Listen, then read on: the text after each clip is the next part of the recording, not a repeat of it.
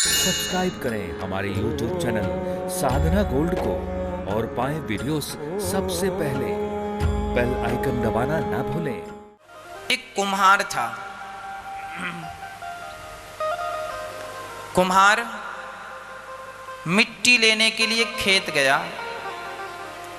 खेत में मिट्टी पड़ी थी, उसे खोदा, फावड़े से खोदकर तगाड़ी में भरी और लाया।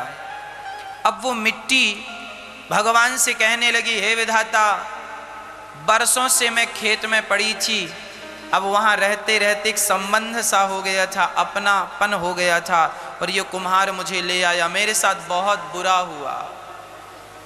ले तो आया, इतना ही नहीं, उस मिट्टी को कुम्हार ने पांव से रौंदा। माटी ने कहा, लो ये कितना गलत हो रहा है, मेरे साथ पांव से रौंदा जा रहा है। रौंदा, इतना ही नहीं, चक्के में रख करके उसका घड़ा बनाया, थापी मारी। यहां तक तो ठीक था, मिट्टी बोली, धूप में रख दिया, कड़क धूप में मैं सूख गई। अरे इतना ही नहीं, उस माटी ने कहा, हे विधाता, तूने मेरे साथ अन्याय किया है। क्यों? देख, अब ये मुझे आग में तपाएगा। आग में रख दिया और वो मिट्टी जलकर लाल हो गई, पक गई, घड़ा पक गया। और जब पका तो बाजार में गया, लोगों ने ठोक ठोक के देखा। मिट्टी ने कहा, वाह, इतनी तपस्या करने के बाद भी लोगों ने ठोका। और कीमत कितनी दी? 20 रुपए, 25 रुपए, 50 रुपए, 100 रुपए। इतने त्याग, इतनी तपस्या की कीमत क्या लगी? 50 रुपए। घड़ा कितने का? 50 रुपए, 100 रुपए, बस। वो मिट्टी बोली, विधाता, सारा अत्याचार तूने मेरे साथ ही किया है, सारा गुनाह मेरे साथ, मैंने क्या बिगाड़ा था?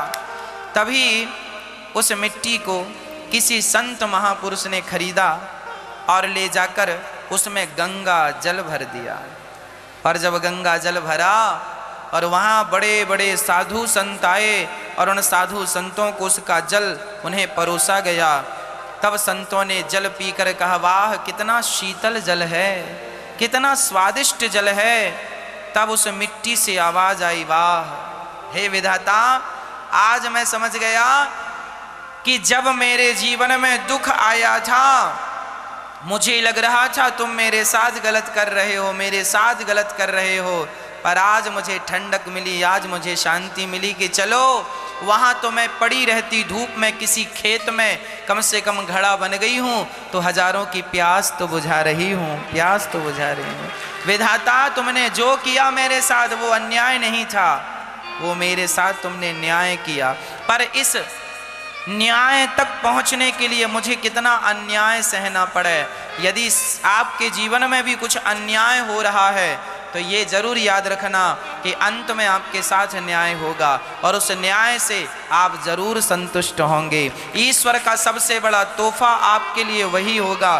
घबराइएगा मत। जीवन में जब संकट, जीवन में जब विपत्ति, जीवन में जब कष्ट आते हैं, जीवन में जब अंधकार छाता है, तो उसके बाद खुशी का सूर्योदय, आनंद का सूर्योदय जरूर होता है। यदि अंधकार है तो प्रकाश भी होगा। बस इंतजार करिएगा, परमात्मा अपनी कसौटी में आपको कस के देख रहे हैं। धैर्य रखिएगा, हिम्मत ना हारिएगा।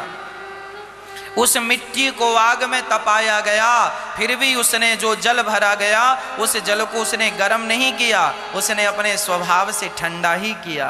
तुम हमारे साथ कितना भी अत्याचार कर लो, पर हम अपने स्वभाव को कभी नहीं छोड़ेंगे। यह सीख लेना चाहिए उस माटी से।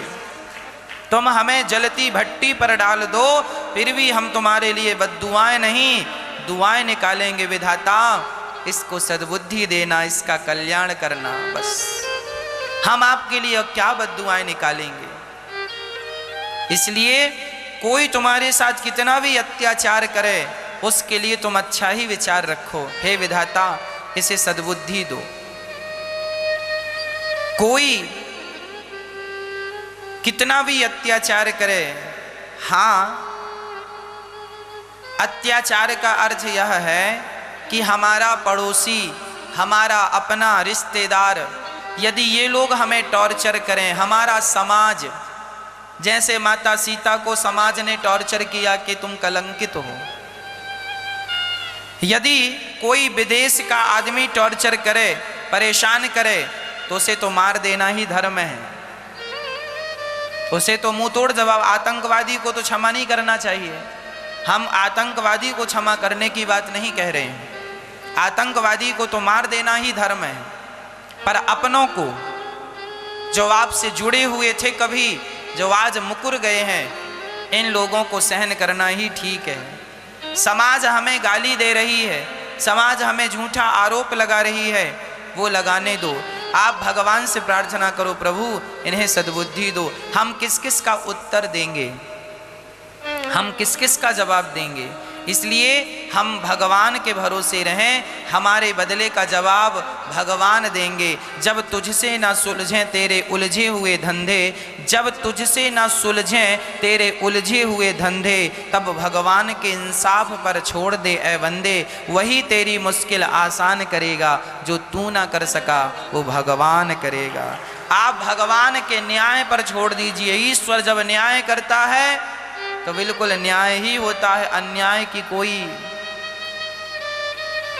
गुंजाइश नहीं है। इसलिए ईश्वर पर विश्वास जरूरत से ज्यादा होना चाहिए। कृष्ण मेरे हैं, ये विश्वास बन जाए इस जिंदगानी में, श्रद्धा बन जाए, सब भगवान है यह दृष्टि बन जाए, बस फिर क्या चाहिए? अगर वो चाहे हमें तो फिर क्या चाहिए?